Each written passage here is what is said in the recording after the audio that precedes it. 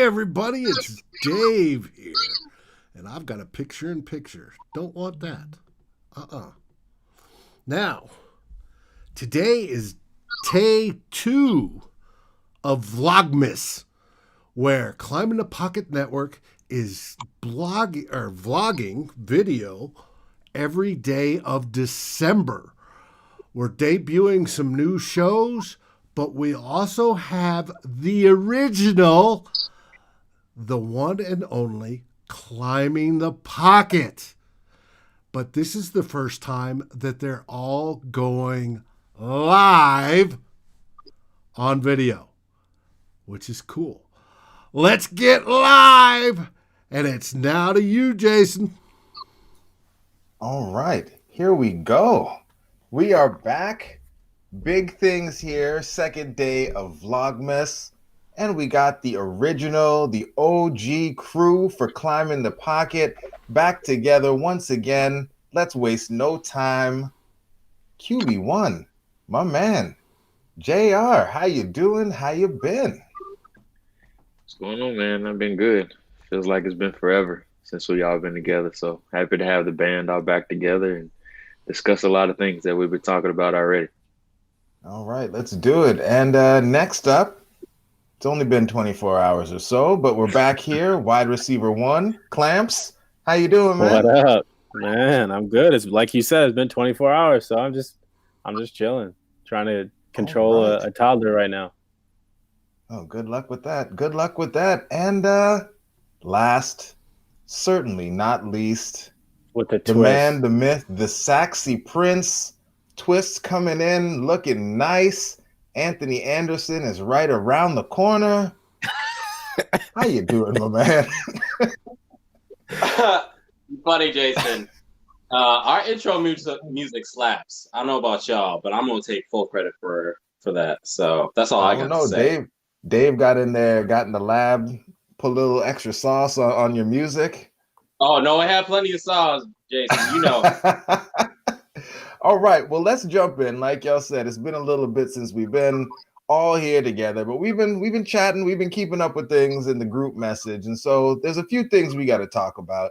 Saxy Prince, you're first up because I think the last time you actually came on to record, Kirk might have played a really bad game, and you know you have never been one to let an opportunity slide to maybe throw a little shade at the Vikings quarterback. But, you know, Kirk, over the last couple of years, has been playing pretty well. Right now, I believe he's the 5th best QB, according to PFF. Really, all of his statistics are top-notch. And so I want to know now, are you finally in a spot where you can maybe give a bit of credit to this Vikings quarterback and maybe acknowledge that, Kirk Cousins is not as bad as you previously made him out to be? Maybe show him a bit of love as the quarterback of your favorite football team. I mean, if that's the standard for what we are, he's not as bad as I thought he was. I mean, sure, I'm giving him all the credit for playing better than slightly above average quarterback. That's essentially been his career. He has played We're well. calling number 5 in the NFL slightly above average now? No, I'm saying prior to how he's been performing with the Vikings, he was a slightly above average quarterback. So, you know, again, I didn't want to give him that monster contract because of the fact that he, in my opinion, hadn't proved that he was that guy. I mean, but now that, you know, he's performing like a really nice quarterback, right? He, like you said, he's top 5 in a lot of statistics. He's performing in the top 10 in a lot of the other ones that he's not in the top 5. So you can't necessarily say that he's performing poorly, but I think as I think one should with quarterbacks for the Minnesota Vikings is that we should always be optimistically cautious. Because at the end of the day, that Indy game, that Atlanta game still exists. Even if he's played well over late, or even if you just look at aggregate over the course of the year, he's played mostly well. But again, those games still cause you a bit of concern, right? He still has, I think, parts to his game where you question his ability. Obviously he has the arm talent. He has the accuracy down the field. When you look at him from an EPA standpoint, he's performing really, really well. But he's performing really, really well because of the fact that he has Justin Jefferson and Adam Thielen with the explosive plays, right? The Vikings are one of the top teams in the league on explosive plays. But the problem is you have the other issues that still exist with Kirk Cousins. It's great that he's discovered the ability to scramble, but how sustainable is that as it compares to having to face some of the tougher defenses in the league? The offensive line isn't going to stand up. He's still a robot in the pocket. Like I said, if the scrambling is still a thing, and that's actually something that he can actually do, have the Vikings game plan a way to, prevent him from completely getting destroyed when they beeline him on a naked boot. I mean, they love running the play action.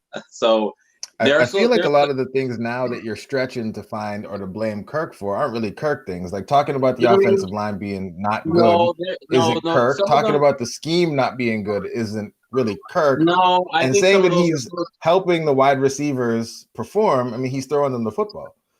No, but I think some of those are still concerns, right? Because again, we it's easy to look at him from an average or maybe a play-to-play standpoint, but also situational is just as important, right? Because at the end of the day, those explosive plays are really, really great. They give you those high variances as far as his play goes, which is why he's performing so well. But this game was like the first game that I'm really just like, I can really trust. I could maybe trust this dude in 2 minutes, but you don't want a huge variance when it comes to a guy like that in the 2 minute. You want a guy who's going to consistently perform over and over again. People don't, but no one exists like that. That's actually not a thing. It's not a thing. But anyway, Myles put his hand up. So it really is.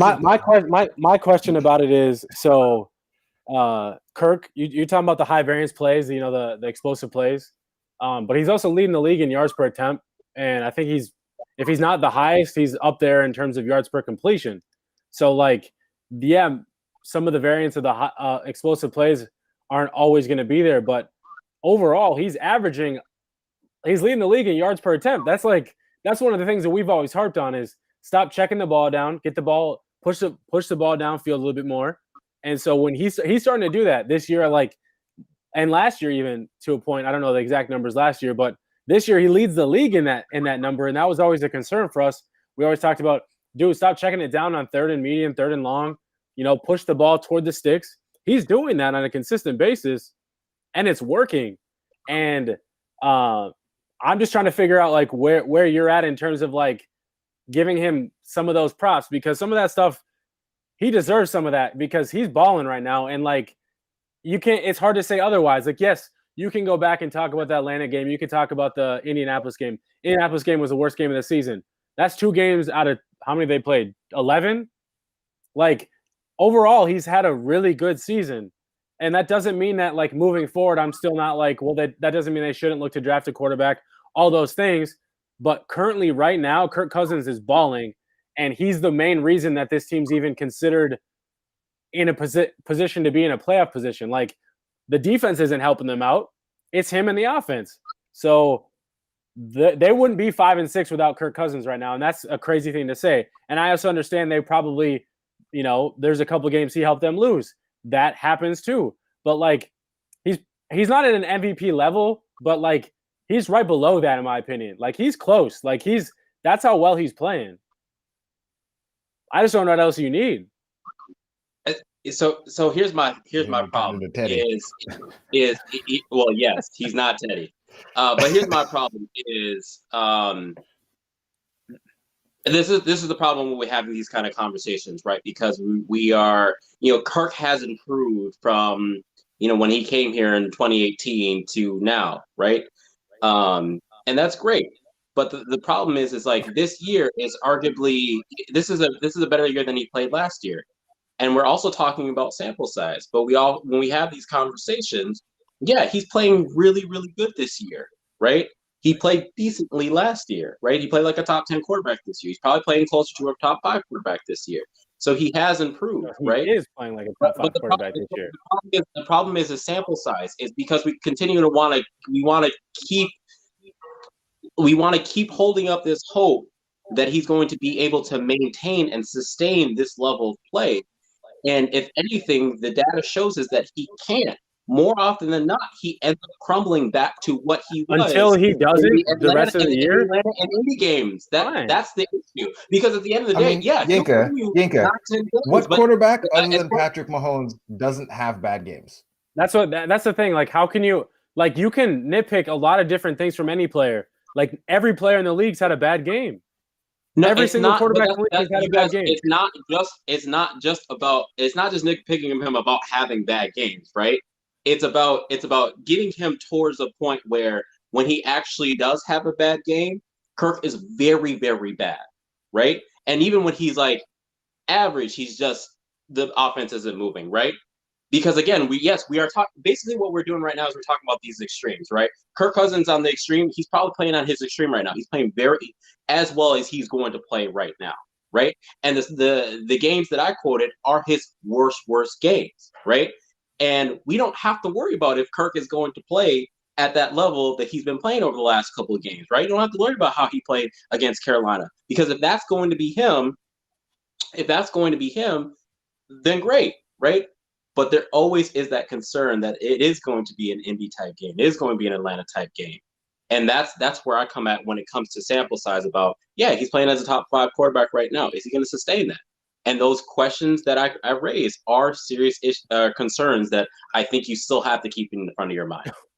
Jerome is in the house. Jerome's back. But Prince, okay, so again, I need to pin you down on this because you keep talking sample size, but now we're rolling out to 3 years, and Kirk's basically been at 80 or above for basically all those years from a PFF standpoint.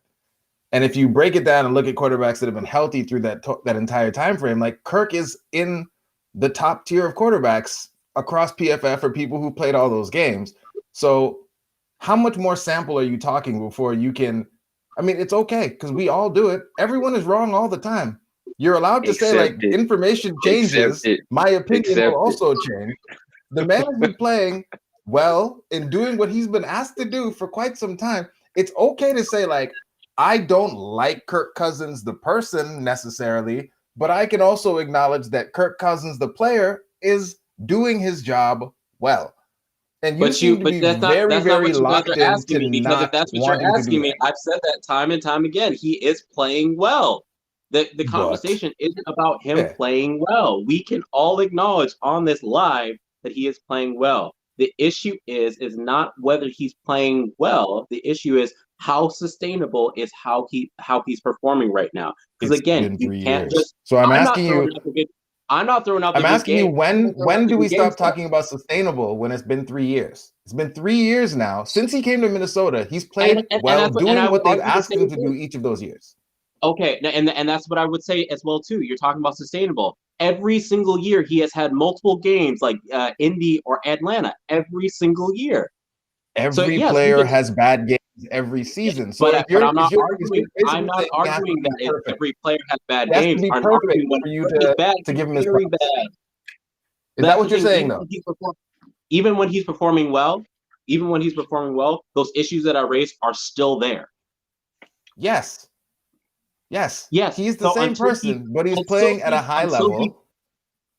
So I just want to understand so that for you to give Kirk Cousins his props, he will basically need to play a perfect season and have none of the issues that you've ever criticized him for previously, at which point you could think about giving him props for playing okay. No, I think the issues that he have don't allow him to be a sustainable answer for this team. Which means he can what? play he's going to play well. He has been playing well. I have said it over and over and over again. But I think his robotic nature, he's not a guy that I can trust with this offensive line, right? He's not like this scramble ability that he's discovered, which is fantastic.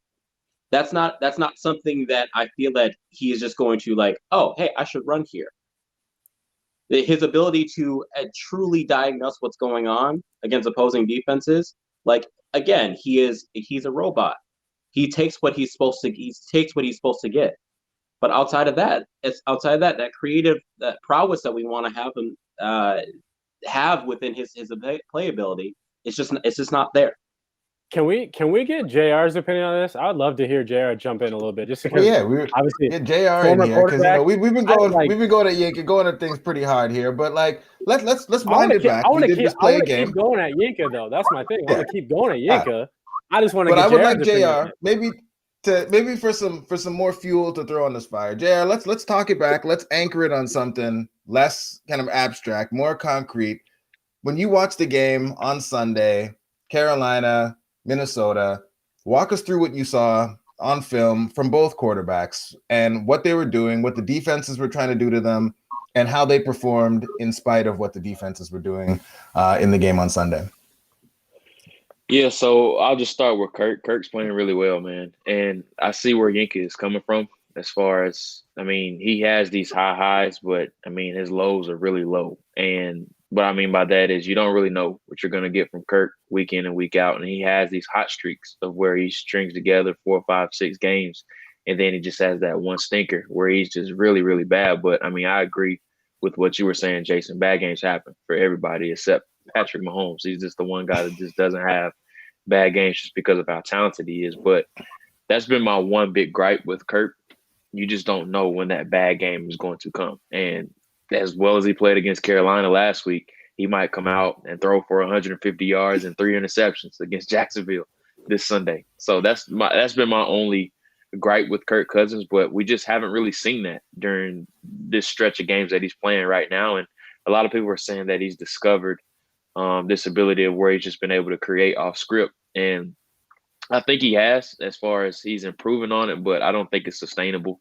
In my honest opinion, he's just had some situations of where he's been able to get out of, and he's been able to create some things happening inside and outside of the pocket. But we know Kirk isn't the most nimble guy. It's just him being more aware of where the sticks are and then just getting outside the pocket a little bit more and just taking the green grass that's in front of him. I think that's a big improvement he has made this year. And I think the biggest difference from him this year as opposed to last year is those off-script plays of where he was just trying to get outside of the pocket. And when he got outside the pocket, he would look down the field trying to see what was going on and try to make throws. But now he's looking for alleyways and then different avenues to where he can get outside the pocket and actually take off and run. That's a big difference you see from him this year as opposed to just getting his eyes up and trying to throw the ball outside the pocket. But let's give some credit to Gary Kubiak as well. Yeah, I mean, he's having to shoulder the load a little bit more this year too.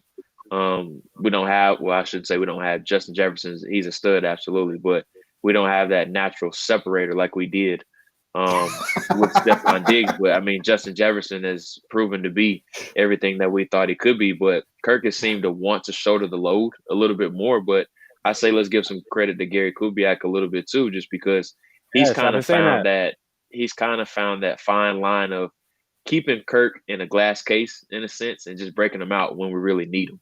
And it's been a Dalvin Cook show. And we've all complained about that, but Kubiak has seemed like he understands the type of quarterback that Kirk is. And Kirk's playing really well this year, but I don't think he's a guy that can necessarily shoulder the load week in and week out in a sense. And he understands that. And he's just basically running Dalvin Cook into the ground. And whenever he needs Kirk Cousins, he breaks him outside of that glass case. And whenever Kirk has been called upon, I mean, he's delivered. I mean, I said it during the 2-minute drill. I had no confidence that we were going to score. I said that prior to that just because that's just what he's been. He's always known as that guy that's made that big mistake down the stretch or just had that key crucial fumble or turnover. But I think he's starting to overcome some of the things that we saw in previous years. And I think that was a big monkey off his back last week, getting that 2-minute drill and scoring in that. So, I mean, the jury's still out for me with Kirk Cousins just because he always has these hot streaks of where he puts together good Octobers or good Novembers. But, I mean, down this backstretch, that's really where I'll judge him. And then, of course, if we end up making the playoffs, that's really where it does count. But, I mean, you say that, but he goes out and he plays really well against the Saints last year in the playoffs. So he's a bit of a up and down roller coaster type of quarterback, but he has that effect of where he just lulls you in, and you start to believe. And then he just has that one stinker game. He has that one stinker game, and then he puts together 3 to 4 really good games, and he lulls you back in, and then he'll have that one stinker game. That's why I said he's just a roller coaster, man. That just describes Kirk Cousins, but that just is who he is. But he's playing some good ball right now. I will say that. I mean, the roller coaster, though, I feel like that's something we talked about, though. Like, if you don't have an elite quarterback, like if you don't have Patrick Mahomes, you don't have Russell Wilson, you don't have Deshaun Watson, you don't have, Aaron Rodgers, you kind of want that variance. You want the highs and lows because, like, you don't have an elite. You need the high highs, and with that, you're going to get the low lows. But if he was just playing kind of like safe, like last season, for instance, like he was playing safe, doing things the way he was supposed to. The lows weren't as low, but the highs weren't as high. And so, like, the output overall wasn't as good. So, like, Kirk isn't going to become elite overnight. Like, he's not going to do that. I don't foresee him overtaking Deshaun Watson or any of those guys who are ahead of him right now. So I feel like the ups and downs that we're getting are kind of what we want. We don't want him to go back in the shell. We want him to take the chances. And with those chances, we're going to get some really bad games with the hope that we get a hot streak when it counts, like Flacco or somebody else like that in the playoffs. And we can do something with that. The NFC isn't great this year. So with our offense and our ability to score with everyone, Kirk playing, that high variance, high roller coaster, that seems to be what we actually want from our team. So with us wanting that variance, you can't just take the high and say that you don't want the low. It doesn't work like that. You got to take both. But Prince don't want it. It's a smoother roller coaster than it used to be, though. At least that's what it feels like. Yeah, for sure. But no, I want to segue into something that kind of got brought up that I was kind of talking about in the group chat. I think Gary Kubiak. So we talk about in my honest opinion, I think Gary Kubiak's done a better job with this offense than Kevin Stefanski last year. And that's not me saying that Stefanski didn't do a great job and didn't help boost this team into a playoffs and obviously a playoff win against the New Orleans Saints. He was a big reason he was able to get himself a head coaching job in Cleveland, and he's doing a pretty damn good job with a so-so Cleveland Browns team who's 8-3, running a similar offense that he ran last year. But one thing that I've noticed that we didn't see last year under Stefanski that we're seeing under Kubiak. So Adam Thielen was out on Sunday, and this offense still hummed. They still got everybody involved quite frequently. What we talked about this last night. What are all 4 primary pass catchers had 7 receptions or something like that? 7 receptions, yeah. Which is impressive in itself. But what else is impressive to me is what they didn't do. So Justin Jefferson's playing the X receiver primarily in 2 receiver sets with Adam Thielen on the field, and Adam Thielen's playing the Z. And but what we saw on Sunday without Adam Thielen is they moved Justin Jefferson around even more than what we even saw when Adam Thielen was around. And that's something that we didn't see last year when Adam Thielen was out for half the season. They kept Diggs at the X receiver, and they let him stay as the primary deep threat, and they didn't move him around and creatively get him involved in the offense enough, in my opinion, from what I watched. And we saw on Sunday Gary Kubiak take that away and say, we're going to get Justin Jefferson involved in all different, various ways. And obviously that ties into Chad Beebe, Olabisi Johnson, Kyle Rudolph, all those other guys. But it seemed like there was more creativity to get pass catchers involved than what we saw last year. And from what I was able to see last year. And then we talked about this last night too, is Kirk Cousins in the passing game succeeded when the run game wasn't really there. And that's another thing that we didn't see much of this year. We haven't seen a lot of this year or under the last 2 seasons, is when the run game's not working, everything crumbles. But if the pass game can start picking itself up, if the run game can't always be there to support it or to drive the bus, that's when you're really going to see this team take off. And this team could really be a really good football team. I'm not saying that yet. That's way too early. And I'm still in that, this team's still 5-6. There's still a long way to go, even if they want to try to make the playoffs. But I'm still in that idea that if they can continue to progress the way they have, then making the playoffs shouldn't be a crazy idea that it was 3 or 4 weeks ago. So Prince, playoffs. Are we talking about playoffs? We're talking about playoffs. We're flipping here, so we're going to keep making them mad talking about these right playoffs. Now, which is crazy. But look at the NFC. So I guess, Prince, if you're looking ahead at the teams in front of us, how many of these teams really like? Eric told us last night that the only team kind of on this list ahead of the Vikings that would be favored by more than one score would probably be New Orleans. Everyone else would be, you know, a one-score game, a close game, a game that could go really either direction. What are your thoughts on this as you kind of look at the rest of the season? Have the Vikings lulled you back into a place where you are maybe beginning to believe a little bit about, maybe some things could happen. Maybe they go on a run. Maybe they get in the playoffs. And given how flat the NFC is, given how bad defenses are across the league, maybe they can do some things, shock some folks, and make a bit of a run. Like, where are you at with that? Or are you still just very much like, they're 5-6. They need to win versus Jacksonville before I can really give a damn about what's going on with this team? I mean, that's where I'm at, Jason, is they're a 5-6 team.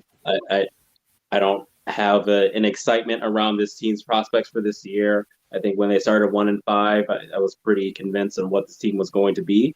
And that's okay. Like, I think they might finish 8-8, maybe 9-7. And I think that's exactly the kind of team that they are. If they make it to the playoffs, I think they're probably going to win one game and then be out. And then it makes me question why all the winning, because I think that we still have some major holes on this defense. And Yep. So yeah, I don't see any prospects with this team moving forward. Doesn't mean that I don't think that the future can be bright, but it's just, I mean, Justin Jefferson is fantastic to watch. He's so much fun. Dalvin Cook is still fun to watch. And Irv Smith Jr. He's been fun, but I don't think this team is going to be a team that can compete really seriously with those top teams. I still think that though we beat Green Bay, I still think that they're a team that we would struggle against in a playoff situation. I don't think we beat the Seahawks. I don't think we beat the Saints. I would say maybe those top other teams you might get by, the Rams, Arizona, all those teams at towards the bottom, Giants.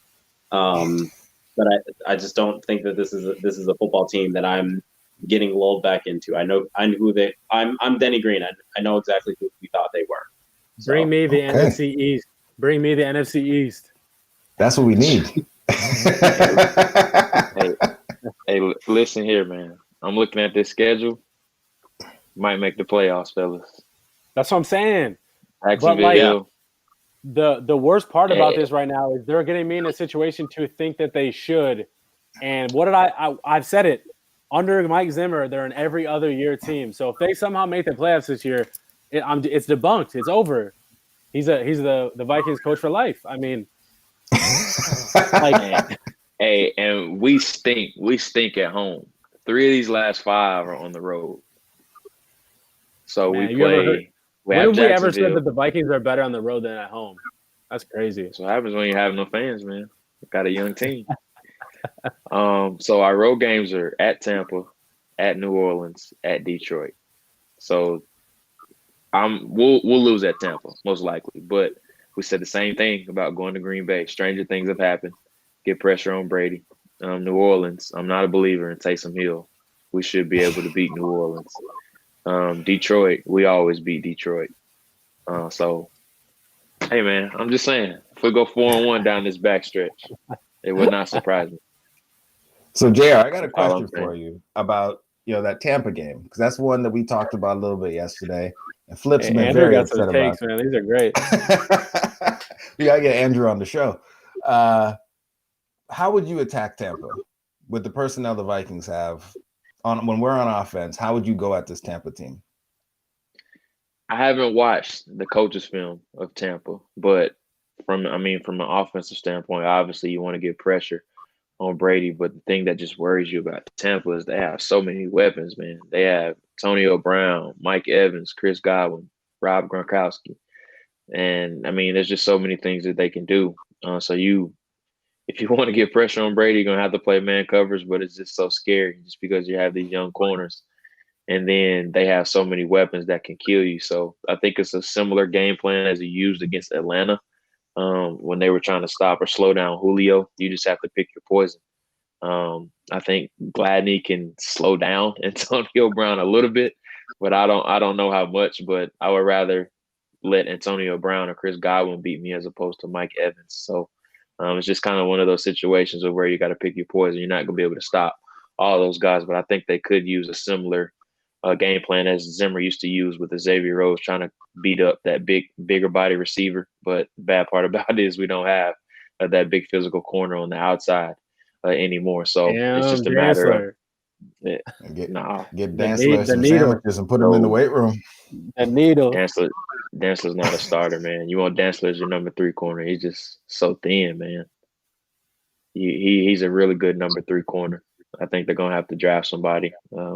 This class, they need one more starter on the outside. I think Gladney will be fine in the slot or the outside. I like that they're cross-training him a little bit this year. I think he's going to end up being a good player, but I think they need one more guy on the outside because they're playing with special team guys on the outside right now. And I know Chris Boyd is playing well, but he's not a starter, man. And I think 29, his last name's like Jones or something like that. He's playing well right now, but these are special teams dudes that Zimmer's getting production out of. So I think they need one more starter on the outside, but I think the secondary they're playing some good ball right now.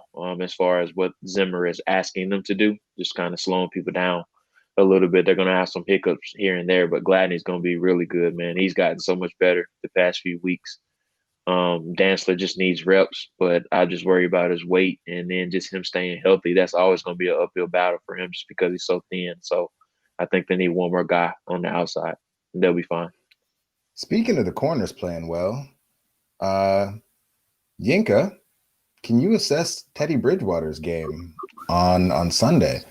Can since we couldn't go the whole way around, can you at least say that Kirk Cousins soundly outplayed your man Teddy Bridgewater in the game on Sunday? He about to hit you with a yeah, but and that possibly Kirk is just a better quarterback than Teddy Bridgewater. Absolutely, Kirk Cousins played better than Teddy Bridgewater in certain aspects of the game. Yep. There it is. What I say? There it is. Nothing. Yeah, but who's the better quarterback? Right now, Kirk Cousins. Okay. How about last year? When Teddy wasn't playing? Would that probably be Kirk Cousins too then? I mean, yeah. Kirk Cousins was better than Colt McCoy and Mike Glennon. I mean, you're right. So year before last? So last 3 years, who's been the better quarterback? I mean, I would hope the quarterback who's playing is the better quarterback. But I mean, again, if that's our standard, then yeah. No, just in this comparison, because you've been holding water for the one that got away. I'm just trying to get you locked into saying that the quarterback you have is better than the one you don't. Child, it's not just me. I mean, look at Mike Zimmer. He's still holding that water. So he caressed Teddy very soundly. Oh, Lord. All right. Let me stop messing with Yinka and let's spin this thing forward. The Vikings got a game. It's Jacksonville. But, as we said, going into the game against Dallas, like we felt very confident going into that one too. Vegas liked us a lot going into that game, and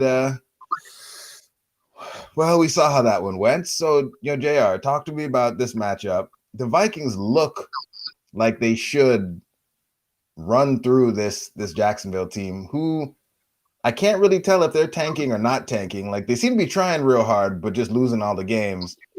What are your thoughts on how this game is going to go down? And are there any players on this Jaguars roster, especially on their offense, that really scare you based on the fact that our defense is very shaky at times? As far as guys that scare me, they don't really have any, honestly. They like to incorporate Laviska Shenault quite a bit, but I think he's been banged up a little bit over the past few weeks or so. I'm not even sure if he played the past few weeks, but he's the one guy they've been incorporating a lot. They have a talented running back, James Robinson, but he's not one of those super dynamic guys that scares you as far as a pass catcher out of the backfield or anything of that nature. So, it all comes down to creating pressure and getting home with 4. I don't think there's a situation of where you need to amp up the pressure against Mike Glennon. If we can't get pressure and just fluster Mike Glennon, then we have some deeper issues if we allow him to carve us up. So they should be able to get home with 4. They have an okay offensive line for the most part. Cam Robinson and Jawan Taylor, they're middle of the road type tackle. So I think it's a situation of where they should be able to confuse them a little bit. And I'm sure Zimmer will have he'll have plenty of blitz packages ready for him. But as far as their defense, I mean, we should be able to have our way with them. They don't have anything that really scares you a whole bunch on any level, honestly. But this is the game that kind of reminds me of that Bills game a couple of years ago where we were super confident. And then Josh Allen just had his way with us. And, of course, they don't have a runner like Josh Allen, but just talking about how the Vikings were heavy favorites in the game and they just simply didn't show up. It wouldn't surprise me if we do end up having a performance like that. But, I mean, Jacksonville's kind of packed it in, man. GM just got fired. They don't have a lot of belief in the head coach. They're on the third quarterback. So the Vikings should win it handily, but it wouldn't surprise me if this is one of those games that ends up being, a last-second field goal or something like that. It wouldn't surprise me if it goes either way. Yinka, Jacksonville, Minnesota. How you feeling about this game? What do you think we're going to see from this team? The Vikings going to be 500 coming out of this with, all the graphics. Fox, everybody got us there. We're in the hunt for the playoffs. Are we going to continue down that road in Jacksonville, or do you see things maybe, swerving and us getting a wreck? Y'all, I was so mad when Fox put up the graphic when I think we were like 3-5 that we were still in the hunt. I was the upset. NFC's terrible. I mean, it is, but I was so angry. But as far as this game goes, I don't see any reason why we shouldn't play really well. I did pick up my Glenn from my fantasy team, so I'm kind of hoping that the game is somewhat close. So times are hard then. Yeah, it is hard. It is very, very hard. I'm sneaking just into the playoffs, but I don't think the Vikings should have any issues with beating Jacksonville, unless y'all's man Kirk Cousins. Maybe he'll have his Super Bowl MVP type game this game, or maybe not. We'll see. Okay, so maybe something will happen in a football team. Breaking news from the one Saxy Prince. And last but not least, Myles, my man. I mean, you were pretty definitive in how you felt this game should go yesterday, but with a bit of time and space, are you still feeling as confident about it, or they should beat the fuck out of this team? That's it. Family friendly show. But hey, full stop. That's what it is. I know. You should have heard me last night. No, for real though, they should we talked about this last night. I know Eric talked about the Jags aren't, I guess, quote unquote, as bad as their 1-10 record. That team's still bad, and this team should not lose to that team. If this team can hang with teams like Seattle and Tennessee and do all that, this team should not lose to a team like Jacksonville. I'm not saying that it won't or can't happen. They should not lose to that team, and it shouldn't be close. But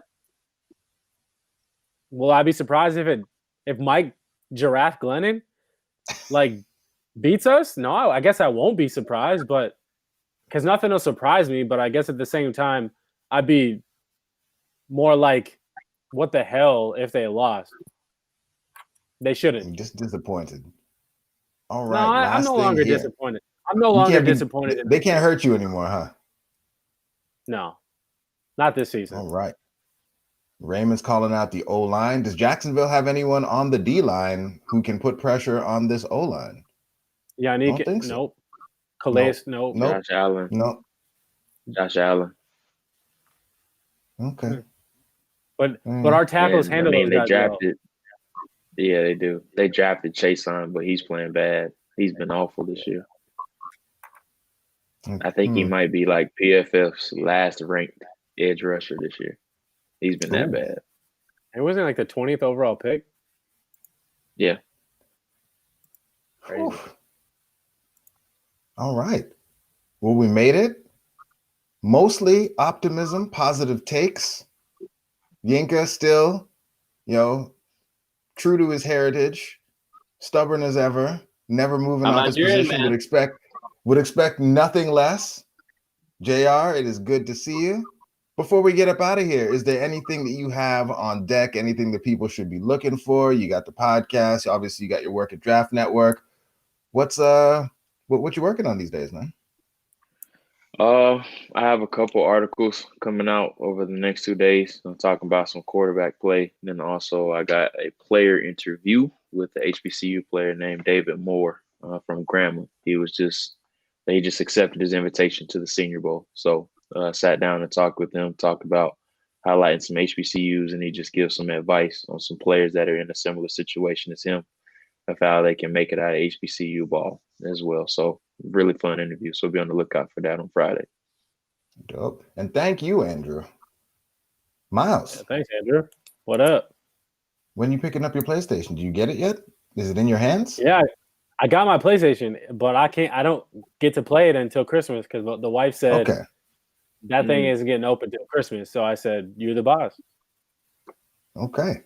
Thank you, Raymond. Thanks for coming through. And last but not least, ask Prince the same question though. Yeah, Prince, did you get your hands on your PlayStation? JR got the plug, so you know JR got one. So now we know why Prince is really so smart. Still got dust on it. JR got time to play video games? Can you watch all 22 on the PS5? He doesn't sleep though, so also true. I told you I'll get mine in June. Next June, probably when I get. I'm gonna wait. We're gonna be a Nintendo Switch family this December. I got the Nintendo Switch too, though. Yeah, of course. All right. Well, that's it. That's all. Viewers, thanks for chilling. Listeners, thanks for listening. And David, the man in the truck, take it away. We can't hear you, David, but you look very animated. That's because I got to hit the mute button or the unmute There we button. go. There you go. Hey, I wanted to thank everybody that's joined us tonight. It's been a great show. And from now on, Jayson, can you guys, Yinka, Myles, JR, can you promise me that we'll do Climb in the Pocket live in the future? This is great. We'll do it. Of course. We'll do it. We can. Sweet. Absolutely. I want to thank everybody for watching Vlogmas Day 2. Vlogmas is where we go video, and this case for Climbing the Pocket live every day of December. Thanks for watching. Tell your friends, especially if they're Vikings friends, but even if they're not, bring them on over. And for you women, of course, we've got the one and only Sexy Prince. Come check it out. He's got no PS5. He's got time. He's got time. And look at them eyes. The twist, man. He's ready. Absolutely. And join us tomorrow night as we've got another show scheduled at 9 p.m. Eastern. And until then, SKOL! Play the music. Playing the music.